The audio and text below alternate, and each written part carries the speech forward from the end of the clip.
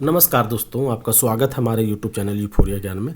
आज हम लोग इतिहास का टाइप 3 पढ़ने जा रहे हैं। ठीक है दोस्तों, तो सबसे पहला हम लोग सवाल देखते हैं कि अर्थशास्त्र की रचना किसने की थी। क्या इसका क्या आंसर हो जाएगा दोस्तों? अर्थशास्त्र की रचना किसने किया था? तो इसका आंसर हो जाएगा दोस्तों ऑप्शन नंबर 2 कौटिल्य। ठीक है।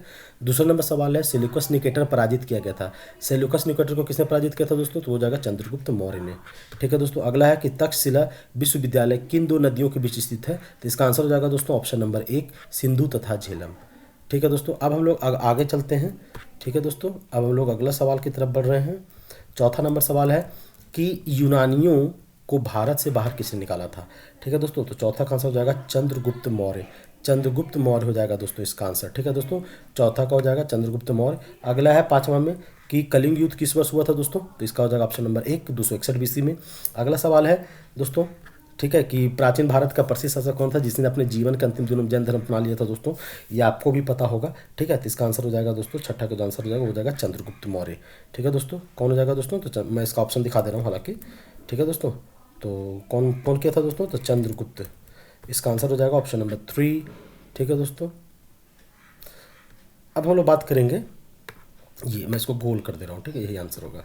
अगला है कि शिलालेखों में किस राजा को देवान प्रिय या प्रियदर्शी कहा जाता है? ये तो पता है दोस्तों। ठीक है, किसको कहा जाता था? अशोक को। ठीक है दोस्तों, अशोक को कहा जाएगा इसका आंसर।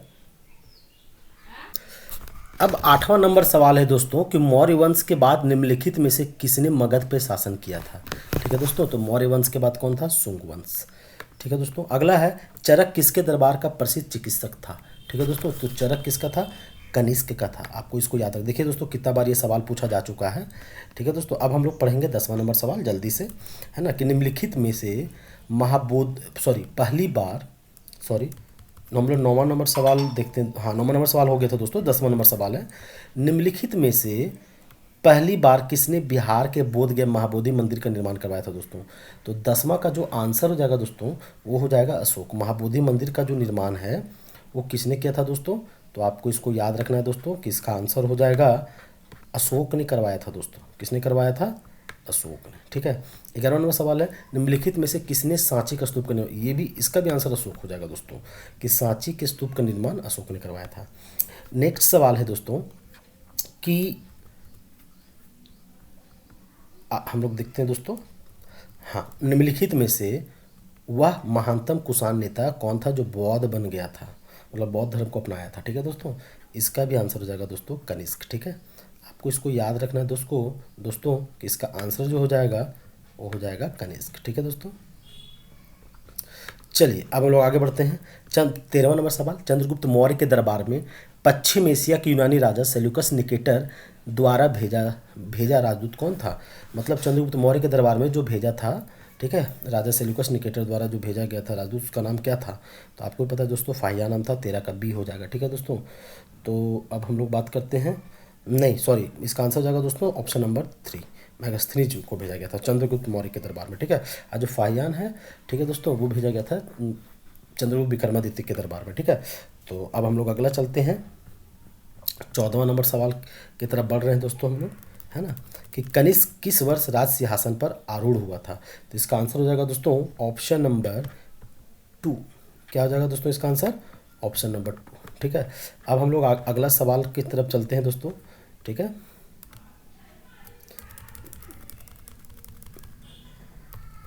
जी हाँ, निम्नलिखित में से 15वां सवाल है, निम्नलिखित में किसने और कब पहली बार अशोक के शिलालेखों का अर्थ स्पष्ट किया था?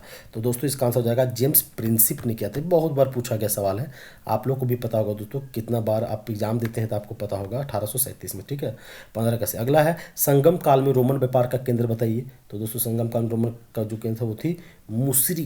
क्या याद रखना है दोस्तों? इसको मुसरी से याद रखना है। ठीक है, मुसरी। ठीक है, अब अगला नंबर सवाल है दोस्तों, अब हम लोग 16 क्वेश्चन कर चुके हैं, है ना, तो अब हम लोग जो नेक्स्ट क्वेश्चन करने जा रहे हैं दोस्तों, जी हाँ, तो इसका आंसर क्या था दोस्तों? मुसरी था। ठीक है दोस्तों, मुसरी। अब 17वां नंबर सवाल है कि कुषाण काल में, ठीक है दोस्तों, कुषाण काल में भारतीय और ग्रीक शैली के मिश्रण से विकसित कला शैली को किस नाम से जाना जाता है? ठीक है, तो 17वां का आंसर हो जाएगा दोस्तों ऑप्शन नंबर 3 गंधार कला से। ठीक है दोस्तों, 3 गंधार कला। तो अब हम लोग अगला पढ़ते हैं दोस्तों, तो इसको मैं टिक कर दे रहा हूँ, ऑप्शन नंबर 3 हो जाएगा इसका। 18वां है राजा खारवेल किसके चेदी वंश के महानतम शासक थे? 18वां नंबर सवाल। ठीक है दोस्तों, इसका आंसर हो जाएगा कलिंग। ठीक है, 19वां नंबर सवाल है प्राचीन चोल साम्राज्य की राजधानी कहाँ पे थी? तो आपको भी पता है उरेयूर था। कहाँ था दोस्तों? उरेयूर। ठीक है, इसको ऐसे याद रखना है कि उरेयूर था। ठीक है, अब हम लोग आगे चलते हैं दोस्तों। 20वां नंबर सवाल कि अशोक ने समूचे भारत और सीलोन में बौद्ध धर्म का प्रसार किस प्रकार किया? ठीक है, तो 20वां नंबर का जो आंसर हो जाएगा दोस्तों वो हो जाएगा, ठीक है, ऑप्शन नंबर 2 धर्म महामात्रों को धर्म महामात्रों को भेज करके इन्होंने बौद्ध धर्म प्रचार किया था। अगला है 21वां नंबर सवाल, किस शिला राजा देश में अशोक ने कलिंग युद्ध के हताहतों का उल्लेख किया और युग त्याग की घोषणा की? ये तो हो जाएगा दोस्तों शिलालेख 13। बहुत बार पूछा गया सवाल है दोस्तों। ठीक है, 22वां नंबर सवाल है दोस्तों, बिंदुसार के शासन के दौरान अशांति कहाँ थी? ठीक है दोस्तों, तो 22वां का आंसर हो जाएगा तक्षशिला में थी दोस्तों। ठीक है, हम लोग 22 क्वेश्चन कर चुके हैं। 23वां नंबर सवाल था अर्थशास्त्र के लेखक किसके समकालीन थे? जो कौटिल्य थे वो चंद्रगुप्त मौर्य के समकालीन थे दोस्तों, इसको याद रखना है। सातवाहन का सबसे बड़ा शासक कौन था दोस्तों? तो इसका आंसर हो जाएगा गौतमीपुत्र सतकर्णी हो जाएगा दोस्तों। ठीक है, क्या हो जाएगा दोस्तों? गौतमीपुत्र। 25वां नंबर सवाल है दोस्तों, चंद्रगुप्त मौर्य ने अपने अंतिम दिन कहाँ व्यतीत किए थे? ठीक है दोस्तों, तो इसका आंसर हो जाएगा दोस्तों स्वर्ण बेलागोलम दोस्तों, ऑप्शन नंबर 4 हो जाएगा। ठीक है, और अगला है निम्नलिखित में से कौन शासक कुषाण वंश से था? ठीक है दोस्तों, तो 26 को हो जाएगा ऑप्शन नंबर 3 कटफिशिस वन। इसका मैं टिक कर दे रहा हूँ दोस्तों, कटफिशिस वन। ठीक है, सातवाहन साम्राज्य के संस्थापक कौन थे दोस्तों? तो 27 का आंसर हो जाएगा सिमुक था। ठीक है दोस्तों, सिमुक। अब हम लोग 28वां नंबर सवाल चलते हैं दोस्तों। ठीक है, गंधार कला किन दो कलाओं का संयोजन है? ठीक है दोस्तों, तो 28वां का आंसर हो जाएगा हिंद और यूनानी। ठीक है दोस्तों, क्या हो जाएगा? हिंद और यूनानी। अगला है कि संगम साहित्य के संरक्षक कौन थे? तो संगम साहित्य के संरक्षक थे पांडे लोग। ठीक है दोस्तों, आपको इसको ऐसे याद रखना है, पांडे। ठीक है, 3 ऑप्शन 3 इसका सही होगा। चौथा है कि अशोक के शिलालेख पर किस लिपि का प्रयोग किया गया था? दोस्तों आपको पता है कि ये बहुत बार पूछा गया सवाल है, ब्राह्मी लिपि का। ठीक है, तो मैं इसको टिक कर दे रहा हूँ दोस्तों, ब्राह्मी लिपि का प्रयोग किया गया था। 31वां नंबर सवाल है दोस्तों, मौर्य साम्राज्य की राजधानी कहाँ थी? बेहद इंपॉर्टेंट सवाल। तो ये हो जाएगा दोस्तों पाटलिपुत्र, ऑप्शन नंबर। भारतीय कला का वह कौन सा स्कूल है जो ग्रीको रोमन बौद्ध आर्ट के नाम से भी जाना जाता है दोस्तों? तो 32 का ऑप्शन हो जाएगा 3 गंधार। धम्म की शिक्षा देने के लिए अशोक ने किन पदाधिकारियों की नियुक्ति की थी दोस्तों? तो इसका आंसर याद रखिएगा कि धम्म महामात्र। ठीक है, तो ऑप्शन ये हो गया दोस्तों। अब हम लोग आगे चलते हैं कि 33 क्वेश्चन हो गया। 34वां नंबर सवाल है, संगम युग का तोक्लपियम साहित्य का सबसे बड़ा कार्य होता है। ठीक है दोस्तों, तो इसका क्या हो जाएगा? इसका आंसर हो जाएगा दोस्तों ऑप्शन नंबर 3। ठीक है दोस्तों, ऑप्शन नंबर माफ कीजिएगा, ऑप्शन नंबर 1 तमिल। ठीक है, 35वां नंबर सवाल है, भारत सरकार के प्रतीक में निम्नलिखित में से कौन मौर्य वंश से अपनाया नहीं गया था? ठीक है, तो 35वां का आंसर हो जाएगा दोस्तों सत्यमेव जयते। ठीक है, 36वां नंबर सवाल है, नंद राजवंश का संस्थापक कौन था दोस्तों? तो इसका आंसर हो जाएगा महापद नंद। ठीक है दोस्तों, महापद नंद इसका आंसर हो जाएगा।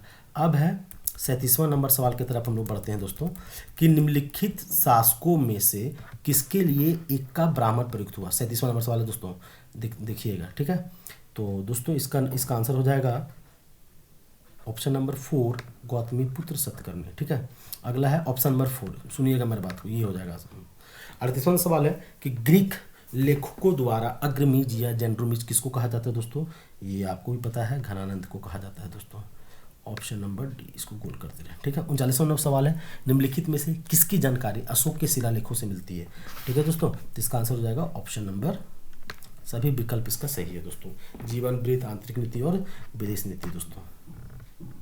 40वां नंबर सवाल है दोस्तों, निम्नलिखित में से किसने सांची के स्तूप का निर्माण करवाया था? बहुत बेहद इंपॉर्टेंट सवाल है दोस्तों, इसका आंसर हो जाएगा ऑप्शन नंबर 1 अशोक ने करवाया था सांची का, जो कहाँ है दोस्तों?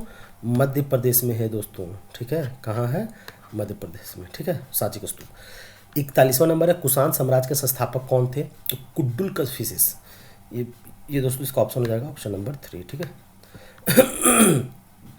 अगला नंबर सवाल है दोस्तों, 42वां नंबर सवाल है दोस्तों, कि सारनाथ स्तंभ के ऊपर रखे हुए शेर जिन्हें हम अपने नोटों पे देखते हैं वास्तविकता में किस पदार्थ पर नकाशित हैं। ठीक है दोस्तों, 42वां बहुत इंपॉर्टेंट सवाल है दोस्तों, ये होगा पत्थर पे। ठीक है, 43वां नंबर सवाल है, सारनाथ स्तंभ का चक्र निम्न में से किसे इंगित करता है। 43, तो 43 का आंसर होगा दोस्तों प्रगति। ठीक है दोस्तों, आज मेरा गला खराब है दोस्तों, इसके बावजूद मैं वीडियो बना रहा हूँ, इसलिए माफ़ी चाहता हूँ कि अगर आप लोग को ख़राब लगा हो अगर मैंने। ठीक है दोस्तों, तो अब हम लोग चलते हैं 44वां नंबर सवाल, निम्नलिखित में से कौन सा तत्व धम्म में वर्णित नहीं था। बताइए दोस्तों, बहुत अच्छा सवाल है। तो इसका आंसर हो जाएगा ऑप्शन नंबर 4, संघ के प्रति आस्था। ठीक है दोस्तों, क्या हो जाएगा इसका आंसर, संघ के प्रति आस्था हो जाएगा दोस्तों। अगला नंबर सवाल है कि 45वां नंबर सवाल, धमेक स्तूप। ठीक है दोस्तों, धमेक स्तूप निम्नलिखित में से किस स्थान पर स्थित है। धमेक स्तूप, ठीक है, तो इसका आंसर हो जाएगा दोस्तों सारनाथ। ठीक है, अब हम लोग नेक्स्ट सवाल की तरफ बढ़ते हैं दोस्तों। 46वां नंबर सवाल जो है, ठीक है, 46वां नंबर सवाल है, चोल साम्राज्य के संस्थापक का नाम बताइए जिसने तंजौर पर कब्जा किया और उसके जिसके बारे में आदित्य वन राजा बना। ठीक है, तो 46वां नंबर फिर पढ़ के सुनाते हैं, चोल साम्राज्य के संस्थापक का नाम बताइए जिसने तंजौर पे कब्जा किया और जिसके बाद आदित्यवन राजा बना। ठीक है, तो इसका आंसर हो जाएगा विजयालय। ठीक है दोस्तों, ऑप्शन नंबर डी इसका आंसर हो जाएगा दोस्तों। ठीक है, मैं इसको गोल कर दे रहा हूँ विजयालय को। ठीक है, 47वां नंबर सवाल है दोस्तों, सारनाथ में स्थित स्तूप का निर्माण महान मौर्य सम्राट अशोक ने किया था। यह भारत में स्थित प्रमुख बौद्ध संरचनाओं में से एक है, उसका नाम बताना है दोस्तों। बताइए आप लोग इसका आंसर। तो 47 का जो आंसर हो जाएगा दोस्तों वो जाएगा धमेक स्तूप। ठीक है, 2 आंसर हो जाएगा। अगला है, भारत में चट्टानों को काटकर बनाई गई सबसे पुराने बची हुई बराबर गुफाएं निम्नलिखित में से किस काल की है दोस्तों। तो इसका आंसर हो जाएगा मौर्य साम्राज्य। ठीक है दोस्तों, अब अगला नंबर सवाल है 49वां नंबर सवाल पे हम लोग आ गए कि सिकंदर ने भारत पर हमला किया था। तो दोस्तों इसका आंसर क्या हो जाएगा 326 ईस्वी में। कब किया था दोस्तों, 326 ईस्वी में किया था। अगला नंबर सवाल है, तमिल महाकाव्य शिल्पदिकारम का लेखन किसने किया था। बहुत बहुत इंपॉर्टेंट सवाल, आदिगल। ठीक है, इलंगो आदिगल। ठीक है दोस्तों, अगला नंबर सवाल है 51वां नंबर सवाल है दोस्तों कि निम्नलिखित में से किसे देवनाम प्रिय के नाम से जाना जाता है। ये तो आपको पता है दोस्तों, अशोक। ठीक है, ऑप्शन नंबर 3 हो जाएगा इसका दोस्तों। अगला, प्राचीन भारत में गंधार कला किस साम्राज्य के समय विकसित हुआ था। वेरी वेरी इंपॉर्टेंट है ये। ठीक है, हो जाएगा कुषाण के समय में। ठीक है दोस्तों, 53वां नंबर सवाल है, प्राचीन भारत में गंधार कला किस साम्राज्य के समय विकसित हुआ था। कुषाण, ये तो हो चुका है दोस्तों। 53वां नंबर सवाल है, निम्नलिखित में से कौन से स्तंभ शैल कर्तित स्तंभों को दर्शाते हैं। मौर्य स्तंभ। ठीक है दोस्तों, इसका आंसर क्या हो जाएगा ऑप्शन नंबर 3। मैं इसको गोल कर दे रहा हूँ दोस्तों, ऑप्शन नंबर 3। ठीक है, अब अगला नंबर सवाल है दोस्तों,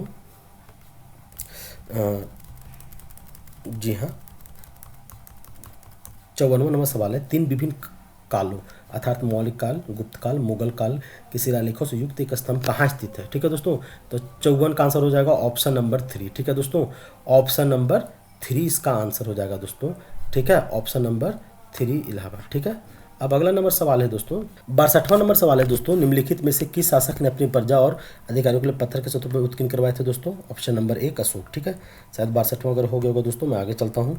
चंद्रगुप्त ने डैश के खिलाफ विद्रोह का नेतृत्व किया, उन्हें पराजित किया था दोस्तों।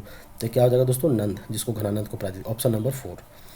चौथा है, कंटक शोधन में नामक न्यायालय का प्रचलन कंटक शोधन किस साम्राज्य में होता था। ठीक है दोस्तों, तो 64 का हो जाएगा मौर्य। ठीक है, कंटक शोधन नामक न्यायालय कहाँ होता था, तो दोस्तों इसका आंसर हो जाएगा मौर्य। अगला है कि अशोक के लघु शिलालेख भारत के विभिन्न भागों में पाए गए हैं। कर्नाटक के निम्नलिखित में से कौन से स्थल पर अशोक के लघु शिलालेख नहीं मिले हैं। तो दोस्तों इसका आंसर हो जाएगा ऑप्शन नंबर 1 ब्रह्मगिरी।